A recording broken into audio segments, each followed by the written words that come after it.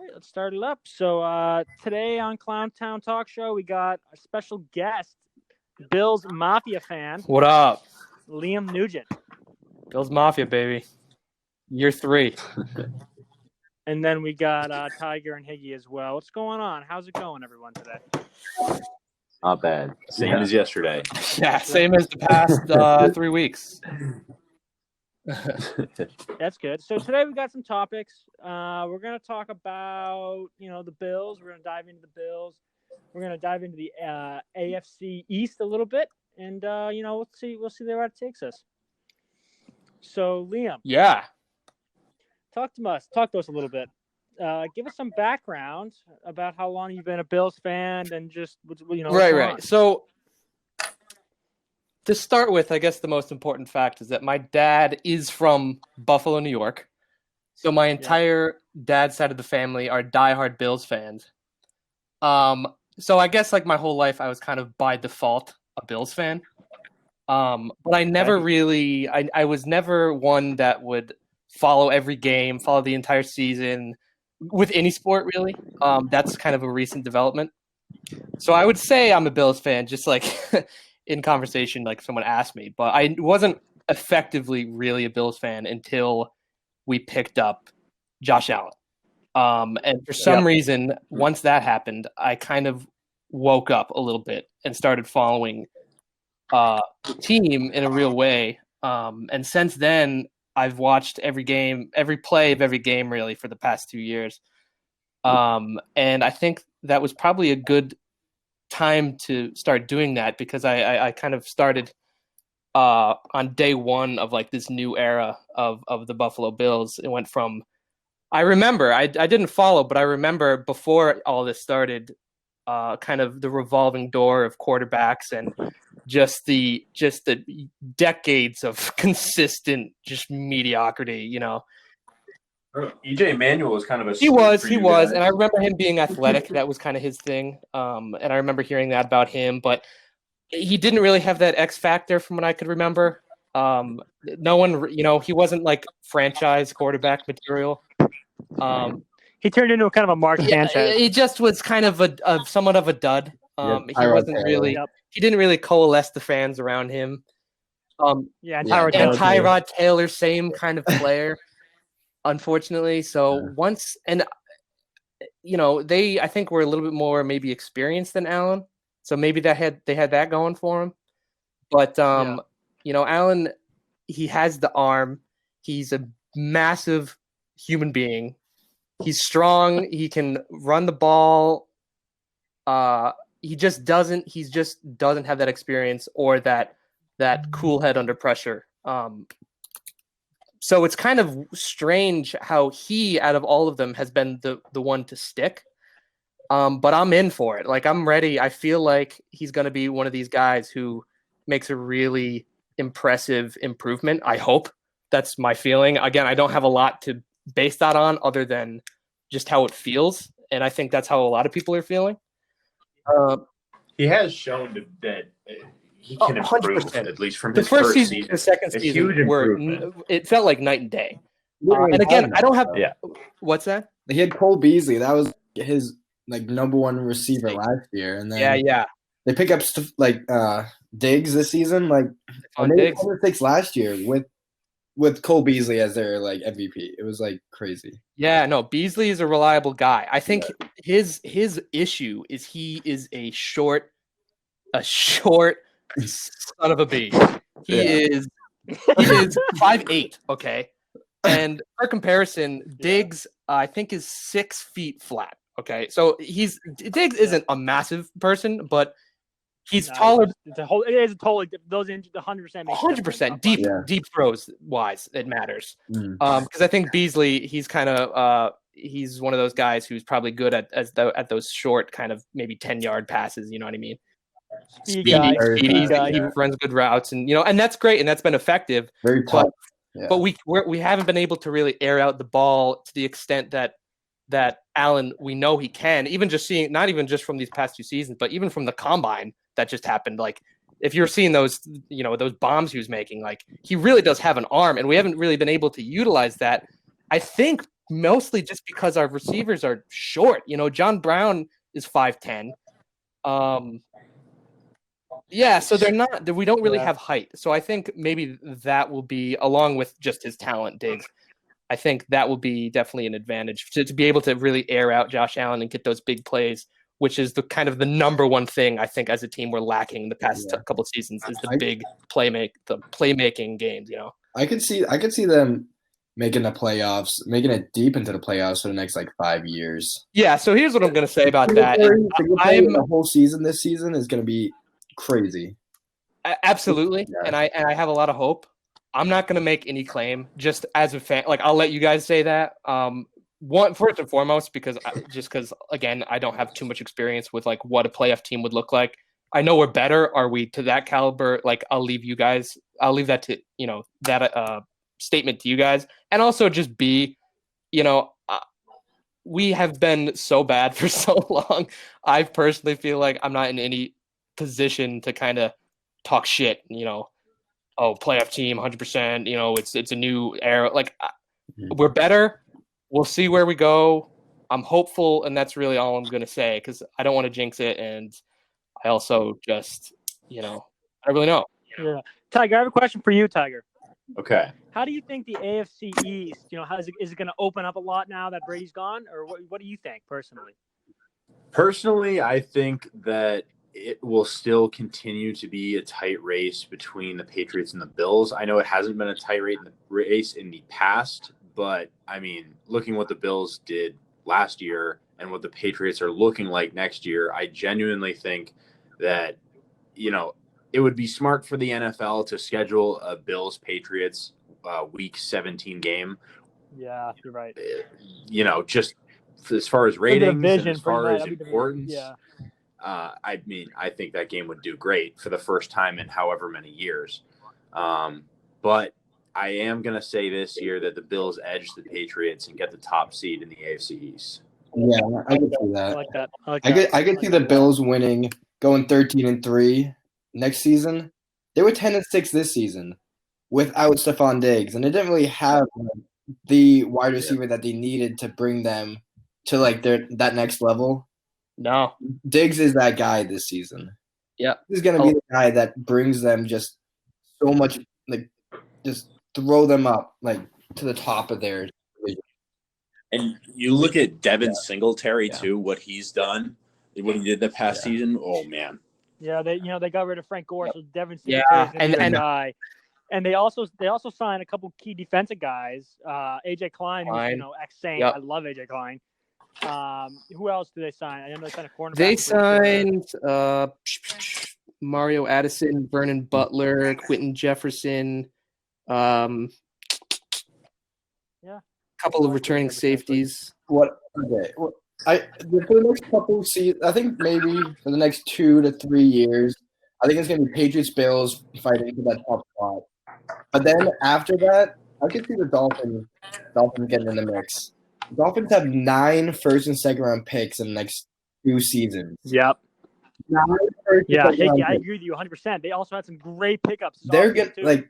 I could see them being a 10-win team in the next 2-3 years. It really looks like over the next couple of years, and I don't want to rule out the Jets either. I mean, it looks like the AFC East won't be the cakewalk that it is or that it has been. And Le'Veon Bell wasn't what he should have been last year. If he was what he could have been, Jets could have been right. Yeah, it was very disappointing. And that would have tightened up the whole AFC East. It just sucks. Donald's still transitioning, so we'll see. Side note about that, I feel like that being the case with the kind of two on paper, the two new kind of the leaders of the AFC East, it's much more entertaining is that going to be? Those are going to be great games. 100%. Yep, 100%. And not only that it's going to be kind of shocking because the last 15 or so whatever years, like you said, Tyger, it's been Patriots, not even nothing else. That's it. Week 6 is over pretty much. Yep.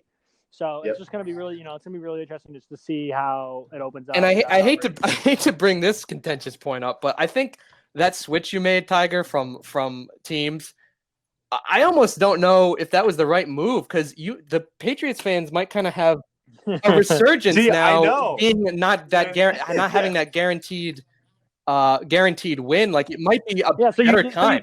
You might have.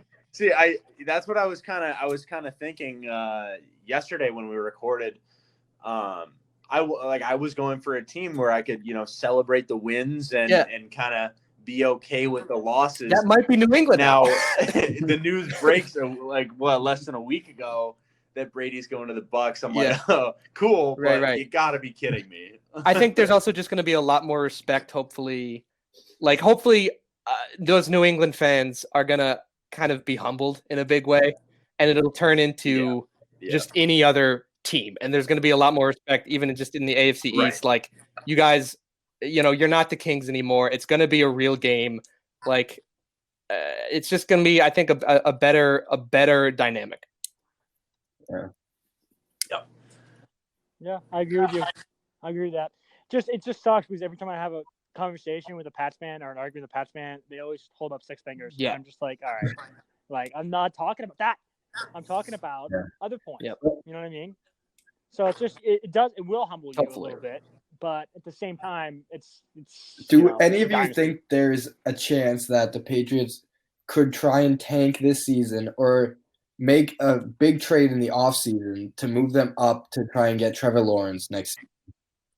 I don't see Bill Belichick ever tanking the season. Especially in the first season without Brady. He's a chess player. He plays the long game, right? He's one of the best to do it right now. But he would never sacrifice success for that kind of move, right? I mean, you got to think about the long game too. How many more years is he going to coach the New England Patriots? I could see a big trade happening. I could see him.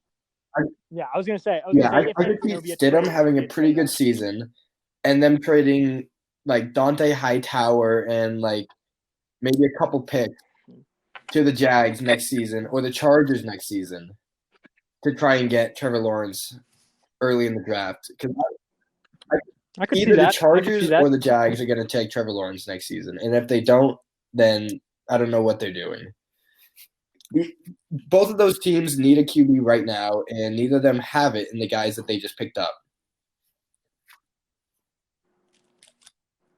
Yeah, you're right, and also Trevor Lawrence will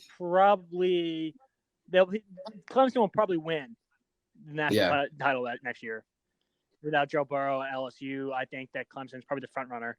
Their team has always been good, and so especially with that, and he might be the Heisman Trophy winner as well because Trevor Lawrence is insane. So with all that. Hey, speaking of Trevor Lawrence, did you guys read that headline that he and his girlfriend set up a GoFundMe campaign for coronavirus victims, using simply just their likeness and image, and they got shut down. Just his face. I saw that, but then NCAA denied it. NCAA denied they They went back on it. They said that they had rules and restrictions for players trying to raise money for charities and stuff because they don't want to have players take it for themselves and all this stupid stuff. But they came out today saying that they are gonna go bypass those restrictions and allow teams to raise money for this cause during this time period. But they really go out of their way to prevent these kids from making money off of their talent and what they bring to the school. Damn. Yeah. Sure do. All right, let's switch gears here, and Liam, hopefully you can add to this conversation a little bit too. Let's talk about the MLB. I just want to talk about how apparently they came out today. They're starting late June, early July, and then their postseason is going to start mid-November. How will that work, and how is that going to affect the players? I think it has the World Series happening the week of Christmas, and then they have that postseason starting, I think, Thanksgiving. How is that going to work? What? So hold on a second. So I'm not saying they will, but say the Red Sox do make the World Series. They're not going to have they have no home field advantage. Yeah, you're going to have to play the MLB playoffs. I think they would just have these games in neutral stadiums. You're probably going to have to.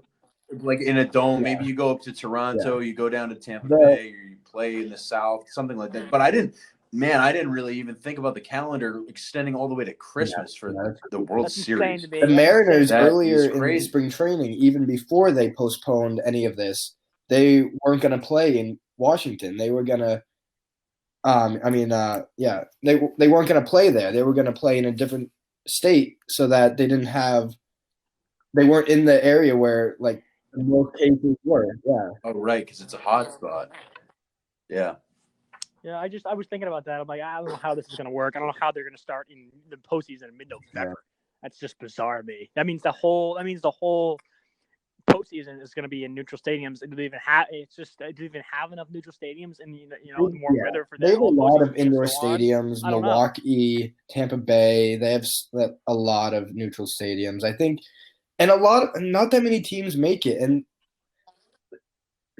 they don't have too many games on each day for the MLB postseason. So I feel like they could even just use like the same stadiums if they wanted to not make it as like a big difference between when teams play and where they play.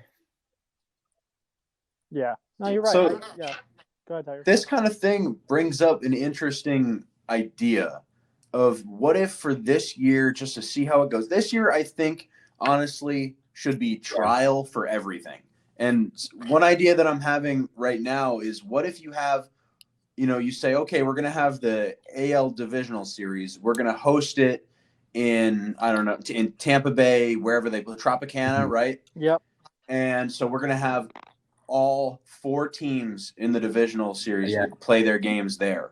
So you play one game at 4 and you play one game at 8.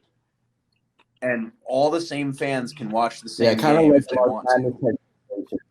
And just create a baseball experience for them. I could see that. There's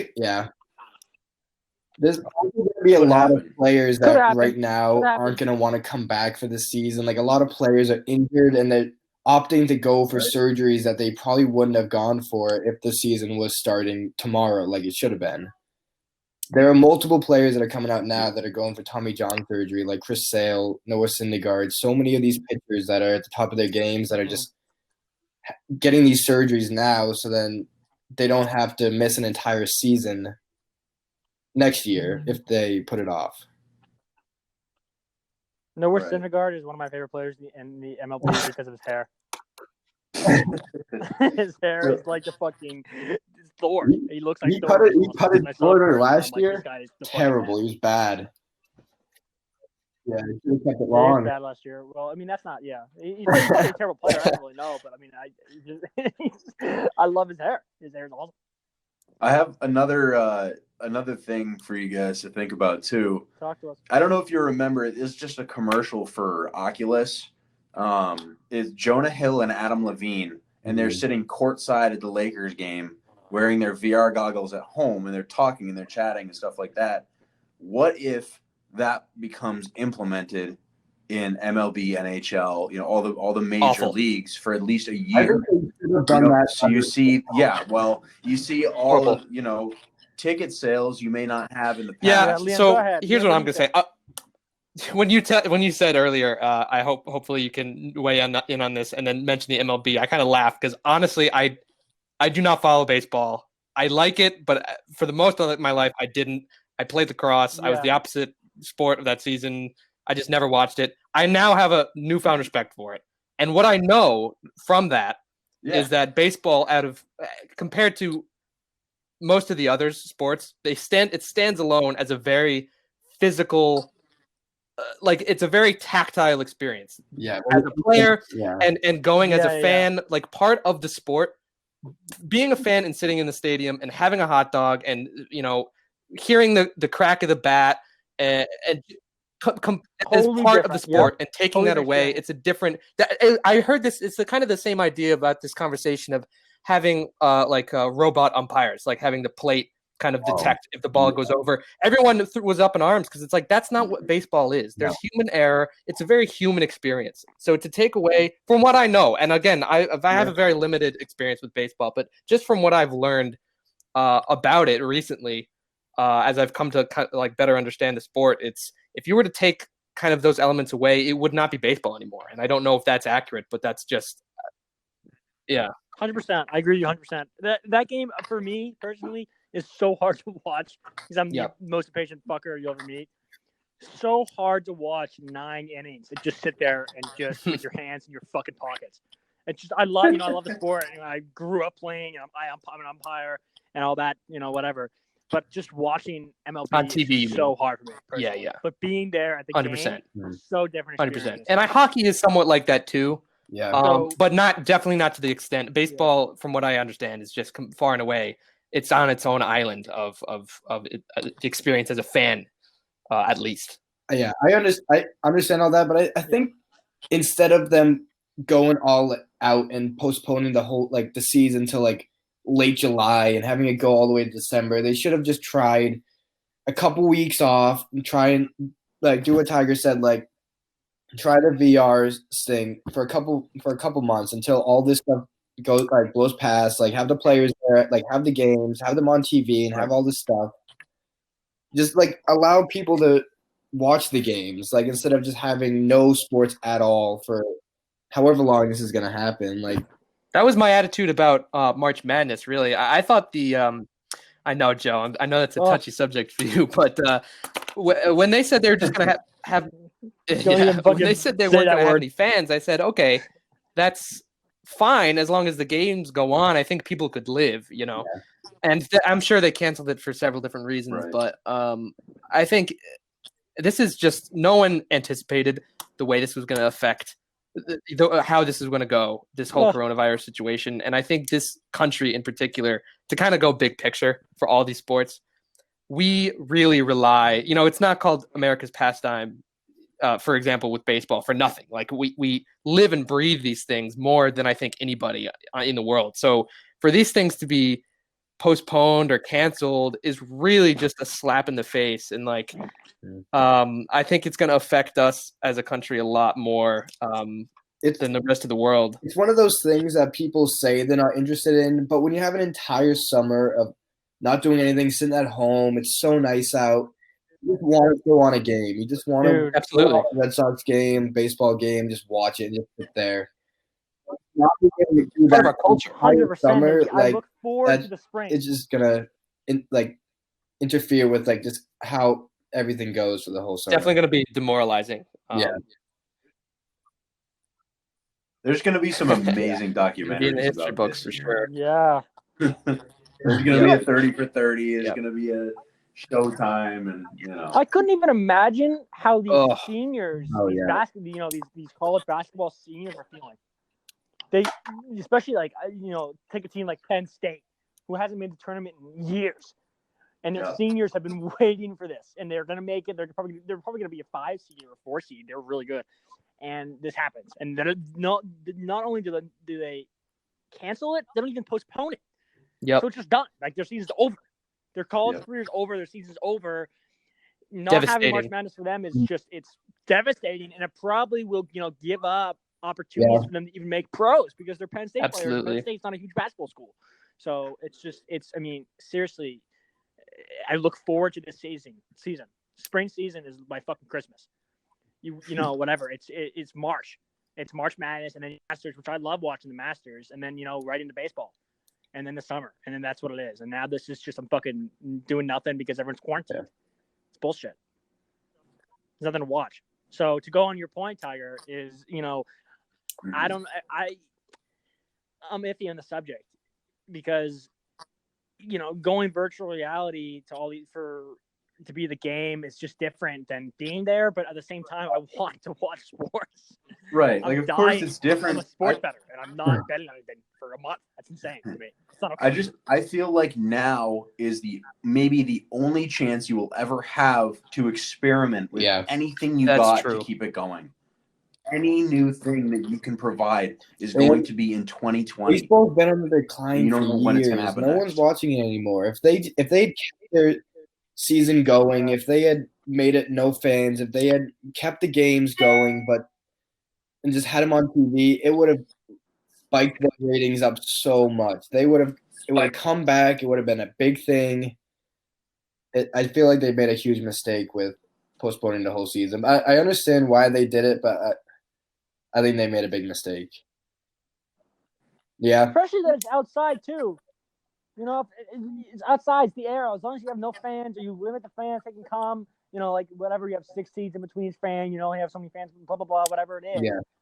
You know, it's outside. So you're not going to catch the virus unless you're fucking making out. And I think it's kind of hard to forget, you know, while we're all quarantined inside, like, the really, like, the massive impact this is having. Like, it's kind of fog of war right now. We don't know how bad this is going to get, but just what's happened already, like, for these different sports, like, has this ever happened in the history of these organizations?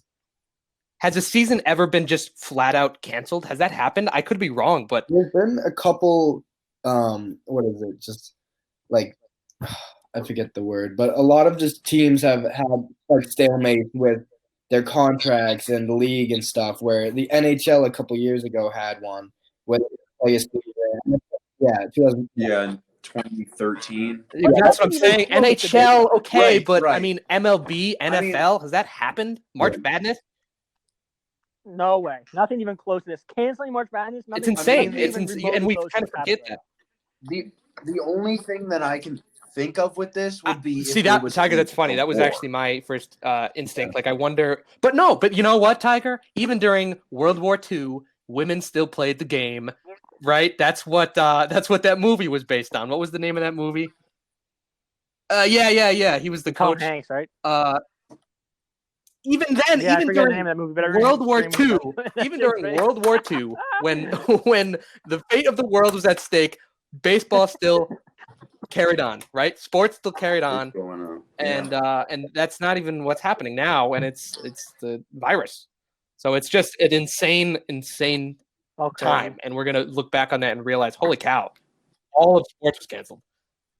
Well, a league of their own. Actually, in World War II, they actually were canceled. The Olympics were canceled.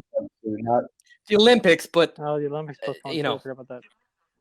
That's what I'm saying. Like, we care about the Olympics, but do we? Do we really? I do too. I do too. Like every single country in the entire world. You can't say that about the MLB. You can't say that about the NFL. Absolutely, but yeah. But if we're talking about the United States as this country in particular, I think maybe the Olympics matters a lot more for like smaller countries. We're trying to prove something. For us, we care about our football. Yeah, we care about our football, our baseball. Our college basketball, a little bit of hockey, here and there. So those things I think are going to be 10 times more devastating. Like, we can wait a year for the Olympics. Yeah, that's true. In this country, I think we'll be okay. Tiger, what do you think? Yeah, we'll be fine. Okay. I'd say we're gonna be fine. Yeah. All right. We can wrap this up. How's everyone doing? How's everyone feeling? Feels good? Yeah. Running a little bit of fever. Like cough? Yeah. Thanks for having me. Yeah. All right. Hey, that's the end of our show. Thank you guys for whoever's watching. Yeah. And, thank you for having me. Thank you for being our guest today. And everyone go follow our Instagram page, clowntown.talkshow. And then we will have another episode tomorrow. We're gonna have a couple guests on there, so tune in. See ya. See you guys. Thanks, guys.